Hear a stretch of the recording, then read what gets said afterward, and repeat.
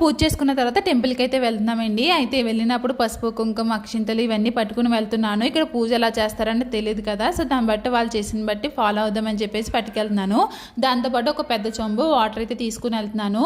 అయితే ఇక్కడ మార్నింగే లేచిన వెంటనే ఆడవాళ్ళు అయితే శివుడి గుడికి వెళ్ళి రాగి చెంబుతో అయితే వాటర్ పోసి పూజ చేసుకుంటారండి. సో ఈరోజు శివరాత్రి కాబట్టి కంపల్సరీగా అయితే చెంబుతో వాటర్ పట్టుకెళ్ళి దేవుడికి అయితే పూజ చేస్తారు. నేను దూరం నుంచి వస్తున్నాను కాబట్టి ఇంక వాటర్ బాటిల్లో వాటర్ అయితే వేసుకుని తెచ్చుకున్నాను. సో టెంపుల్కి అయితే వచ్చేసాము. టెంపుల్ కాడ అయితే చాలా లైనే ఉన్నదనమాట.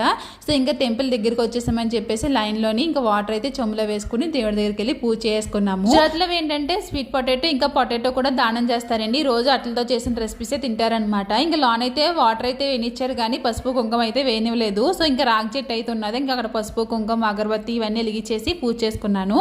ఆ తర్వాత ప్రసాదం అయితే పెడుతున్నారు. సో ప్రసాదం వచ్చేసి అరటిపండు అయితే పెట్టారు. అలాగే పొటాటో ఇంకా స్వీట్ పొటాటో రెండు కలిపి ప్రసాదం అయితే చేశారనమాట. సో దాంతో